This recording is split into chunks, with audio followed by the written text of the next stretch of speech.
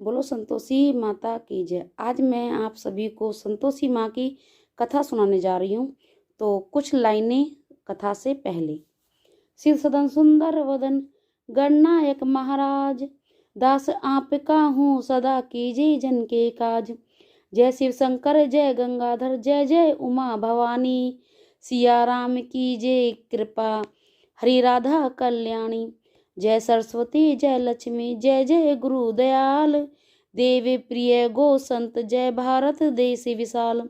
चरण कमल गुरुजनों के नमन करूं मैं शीस, मोघर सुख संपत्ति बरो देकर शुभाशीष। बोलो संतोषी माता की जय। एक बुढ़िया थी, उसके 7 बेटे थे। 6 कमाने वाले थे, एक निकम्मा था।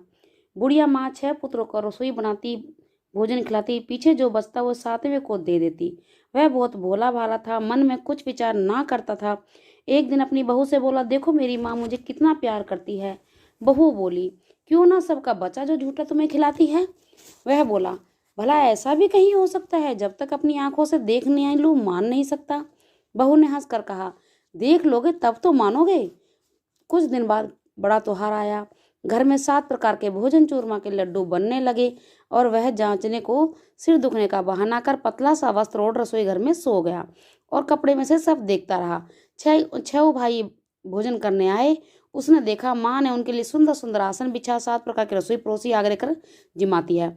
वह देखता रहा। जब 6 भाई भोजन कर उठ गए तब माँ ने उनकी झूठी थालियों में से लड्डू के टुकड़े उठाए और एक लड्डू बनाया और झूठन साफ कर बुढ़िया माँ पुकारती है, उठ बेटा तेरे 6 भाई भोजन कर गए हैं, तू ही बाकी है, उठ ना, कब खाएगा।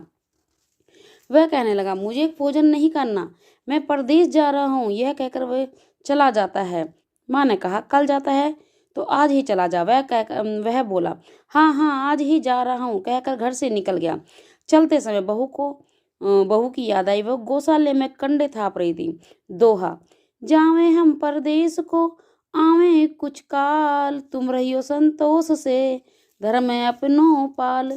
वह बोली, जाओ पिया आनंद से हमरो सोच हटाए, राम भरोसे हम रहे ईश्वर तुम्हें सहाय। देव निशानी अपनी देख धरूं मैं धीर, सुधी हमारी मत बरसिए रखियो मन गंभीर।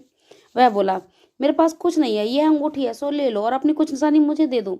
वह बोली, मेरे पास क्या है, यह गोबर भरा हाथ है। कहकर उसकी पीठ पर गोबर की थाप मार दी। वह चल दिया। चलते चलते दूर देश में जाकर साहूकार की एक दुकान आई। वह कहने लगा, भाई मुझे नौकरी पर रख लो। साहूकार को जरूरत थी, वह बोला, रह जा। उसने पूछा, तनख्वाह क्या दोगे।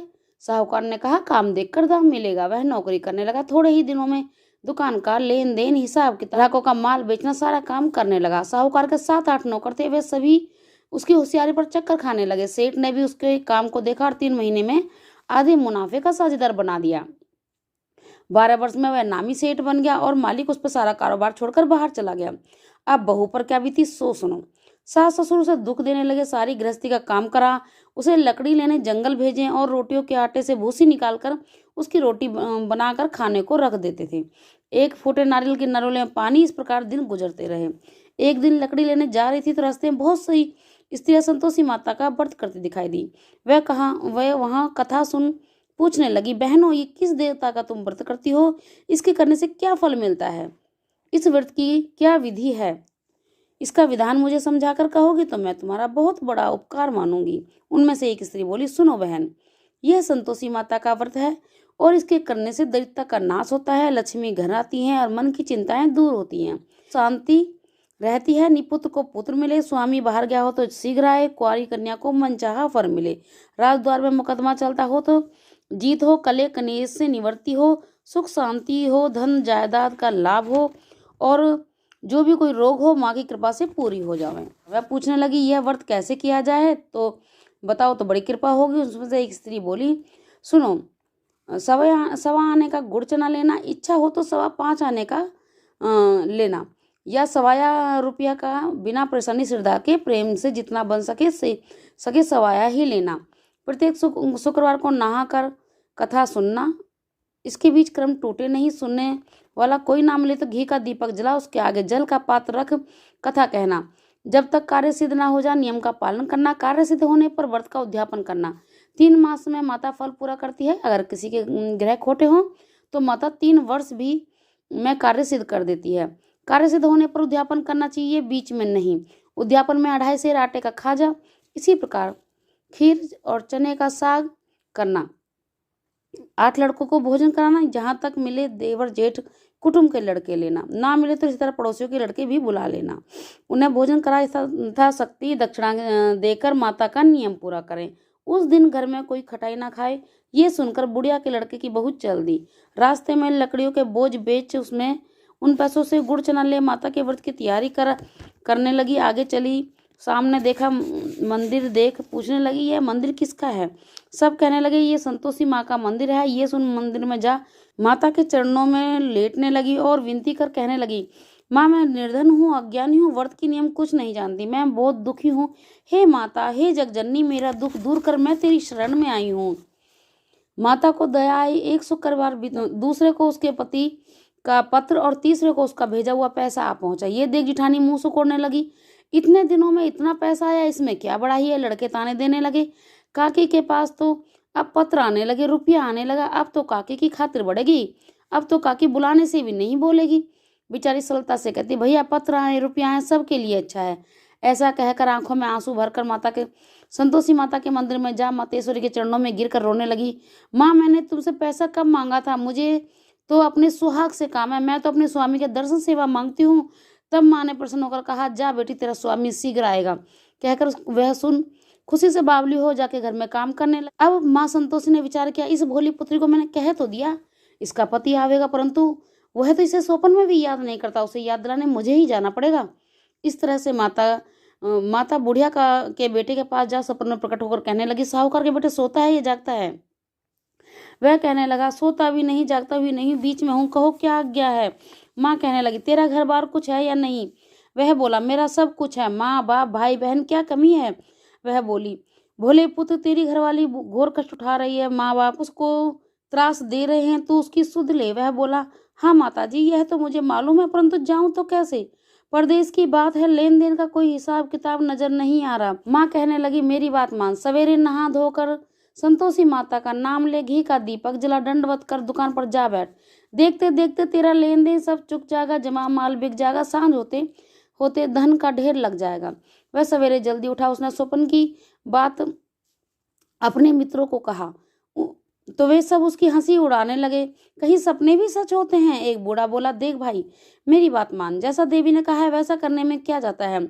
वह बूढ़े की बात मान, नहा धोकर संतोषी माँ को दंडवत कर घी का दीपक जला दुकान पर जा बैठता है। थोड़ी ही देर में क्या देखता है कि देने वाले रुपया लाने लगे, लेने वाले हिसाब लाने लगे, कोठों में भरे सामानों की खरीदारी नगद दाम सौदा करने लगे। शाम तक धन का ढेर लग गया। ऐसा चमत्कार देख प्रसन्न हो घर को जाने वास्ते गहना कपड़ा सामान खरीदने लगा। यहाँ के काम से निपट वो तुरंत को घर को रवाना हुआ। वहाँ बहू बेचारी जंगल से लकड़ी लेने जाती है। लौटते समय माता जी के मंदिर में विश्राम करती है। दूर पर धूल उड़ती देखते हुए माता से पूछती है, हे माता ये धूल कैसी उड़ रही है। माँ बोलती है, हे पुत्री तेरा पति आ रहा है, अब तू ऐसा कर, लकड़ियों के 3 बोझ बना ले, एक नदी के किनारे पर, दूसरे मेरे मंदिर में, तीसरा अपने सिर पर रख। तेरे पति को लकड़ियों का गट्ठा देख मोह पैदा होगा, वो यहाँ रुकेगा, नाश्ता पानी बना खाकर अपनी माँ से मिलने जाएगा। जब तू लकड़ियों का बोझ उठाकर जाना और बीच चौक में गट्ठा डालकर जोर से आवाज लगाना, लो सासू जी लकड़ियों का गट्ठा लो, भूसे की रोटी दो, नारियल के खोपड़े में पानी दो, आज मेहमान कौन आया है यह सुन। बहुत अच्छा माता जी, ये कहकर प्रसन्न होकर लकड़ियों के 3 गट्ठे ले आई। एक नदी के तट पे रखा, एक माता जी के मंदिर पर। इतने में एक मुसाफिर आ पहुंचा। सूखी लकड़ी देख उसकी इच्छा हुई कि यही निवास करे और भोजन बना खाकर गांव को जाए। इस प्रकार भोजन बना खा विश्राम ले वह गांव को गया। सबसे प्रेम से मिला। उसी समय उसकी बहू सिर पर लकड़ियों का गट्ठा लिए उतावली आती है और आंगन में डालकर जोर से 3 आवाज देती है, लो सासू जी लकड़ी का गट्ठा लो, भूसे की रोटी दो, नारियल के खोपड़े में पानी दो, आज मेहमान कौन आया है। यह सुन सास बाहर अपने दियो को कष्टों को भुलाने हेतु कहती है, बहू ऐसा क्यों कहती हो, तेरा मालिक ही तो आया है, आ बैठ मीठा भात खा, गहने कपड़े पहन। इतने में आवाज सुन उसकी स्वामी बाहर आता है और अंगूठी को देखकर व्याकुल हो पूछता है, माँ ये कौन है। वह कहती है, बेटा तेरी बहू है, आज से 12 वर्ष हो गए जब से तू गया है। सारे गाँव में जानवर तो भटकती फिरती है, काम काज कुछ करती नहीं, चार पैर समय आकर खा जाती है। अब तुझे देखकर भूसे की रोटी नारियल खोड़े पानी मांगती है। वह लज्जित हो बोला, माँ ठीक है, मैंने इसे भी देखा और तुम्हें भी, अब मुझे दूसरे घर की ताली दो तो मैं उसमें जाकर रहूंगा। माँ बोली, ठीक है बेटा, जैसे तेरी मर्जी है, कहकर ताली का गुच्छा पटक धरती पर पटक देती है। उसने ताली ले दुकान के मकान पर तीसरी मंजिल के ऊपर सारा कमरा खोला और सामान जमाया। एक दिन में वहां राजा के महल जैसे ठाट बाट हो गए। बहू सुख भोगने लगी। अब अगला शुक्रवार आया तो उसने अपने पति से कहा, मुझे संतोषी माँ का उद्यापन करना है। उसके पति बोले, बहुत अच्छा, खुशी से कर लो। वह तुरंत ही उद्यापन की तैयारी करने लगी। जेठ के लड़कों को भोजन करने के लिए कहने गई। जिठानी ने मंजूर किया। जिठानी ने अपने बच्चों को सिखलाती है, देखो भोजन के समय सभी लोग खटाई मांगना, जिससे इसका उद्यापन पूरा न हो। लड़के जीमने आए, खीर खाजा पेट भर के खाए, परंतु याद आते ही कहने लगे, कुछ खटाई खाने को दो, खीर खाजा हमें नहीं भाता, देख कर रुचि होती है। वह कहने लगी, खटाई किसी को नहीं मिलेगी, यह संतोषी माँ का प्रसाद है। लड़के उठ खड़े होकर बोले, पैसे लाओ। बेचारी बहू कुछ जानती नहीं थी, उसने उसको पैसे दे दिए। लड़के उसी समय उन पैसों से लाकर इमली खाने लगे। यह देख बहू पर माताजी ने कोप किया। राजा के दूत उसके पति को पकड़कर ले गए। जेठ जिठानी माने खोटे वचन कहने लगे, साला लूट लूट कर धन इकट्ठा करके लाया था, राजा के दूत पकड़ कर ले गए। अब सब मालूम पड़ जाएगा जब जेल की रोट खाएगा। ये बहू से यह वचन सहन नहीं हुए। वह रोती माता जी के मंदिर में गई और कहने लगी, हे माता, तुमने यह क्या किया? हंसकर क्यों रुलाने लगी? माता बोली, पुत्री, तूने अभिमान कर मेरा व्रत भंग किया, इतनी जल्दी सब बातें भुला दी। वह कहने लगी, माता भूली तो नहीं हूँ, ना ही कुछ अपराध किया है, मुझे तो लड़कों ने भूल में डाल दिया, मैंने भूल से उन्हें पैसे दे दिए, मुझे क्षमा करो माँ। वह बोली, ऐसी भी कहीं भूल होती है? वह बोली, मुझे माफ कर दो माँ, मैं फिर से तुम्हारा उद्यापन करूंगी। माँ बोली, अब भूल मत करना। वह बोली, अब भूल ना होगी माँ, बताओ वो कैसे आएंगे? माँ कहने लगी, जा पुत्री, तुझे रास्ते में तेरा पति आता मिलेगा। वह वहां से निकली ही थी कि पति राह में आता मिला। वह पूछती है, तुम कहाँ गए थे? वह कहने लगे, मैंने जो इतना धन कमाया था, राजा ने उसका टैक्स मांगा था, वह भरने गया था। दोनों प्रसन्न होकर घर को आए। कुछ ही दिन बाद फिर शुक्रवार आया। वह बोली, मुझे माँ का उद्यापन करना है। पति ने कहा, करो। फिर से वह जेठ के लड़कों को भोजन के लिए कहने गए। जिठानी ने एक दो बातें सुनाई और लड़कों को सिखाने लगी, तुम पहले से ही खटाई मांगना। लड़के कहने लगे, काकी हमें खीर खाजा नहीं भाता, जी बिगड़ता है, कुछ खटाई खाने को दो तो चलेंगे। वह बोली, खटाई खाने को नहीं मिलेगा, आना है तो आओ, कहकर ब्राह्मण के लड़कों को बुलाकर उन्हें भोजन कराने लगी। शक्ति दक्षिणा की जगह एक एक फल उन्हें दिया। इससे संतोषी माँ प्रसन्न हुई। माता की कृपा से उसके यहाँ 9वें मास चंद्रमास में पुत्र प्राप्त हुआ। पुत्र को लेकर प्रतिदिन माता जी के मंदिर में जाने लगी। माँ ने सोचा, क्यों ना ये रोजा, क्यों ना इसके घर चलूं। यह विचार कर भयानक रूप बनाया। गुड़ चने से सना मुख, उस पर सूंड समान ओठ, उस पर मक्खियां भिन भिना रही थी। दहलीज पैर रखते चल रही। उसकी सास चिल्लाई, देखो रे, कोई चुड़ैल डाकन चली आ रही, लड़के से भगाओ नहीं तो ये किसी को खा जाएगी। लड़के डरने लगे, चिल्लाकर खिड़की दरवाजा बंद करने लगे। बहू रोशनदान से सब देख रही थी, प्रसन्नता से पगली होकर चिल्लाने लगी, आज मेरी माता मेरे घर आई है। यह कहकर बच्चों को दूध पिलाने से हटाती है। इतने में ही सास का क्रोध फूट पड़ा। बोली, मरी रान क्या देख कर उतावली हुई जो इस बच्चे को पटक दिया। इतने में माँ के प्रताप से जहां देखो वहां लड़के ही लड़के नजर आने लगे। वह बोली, माँ, मैं जिनका व्रत करती हूँ वही संतोषी माता है, कहकर घर के सारे किवाड़ खोल देती है। और सब माता जी के चरण पकड़कर विनती करने लगे, हे माता, हम मूर्ख हैं, अज्ञानी हैं, तुम्हारे व्रत की विधि हम नहीं जानते, तुम्हारा व्रत भंग कर हमने बहुत बड़ा अपराध किया है। हे जगत माता, आप हमारा अपराध क्षमा करो। इस प्रकार माता जी प्रसन्न हुई। माता जी ने जैसा फल बहू को दिया वैसा सबको दे। जो ये कथा पढ़े सुने मनोरथ पूर्ण हो, उसका मनोरथ पूर्ण हो। बोलो संतोषी माता की जय। लास्ट में एक श्लोक, ग्रंथ करोड़न में कहा मैं सब का सार, ब्रह्म सत्य जग झूठ है, जीव ही ब्रह्म निहार। जीव से जीवित जगत, माता खेलत खेल, ब्रह्म रूप पहचान लो, कटे जगत की जेल। बोलो संतोषी माता की जय।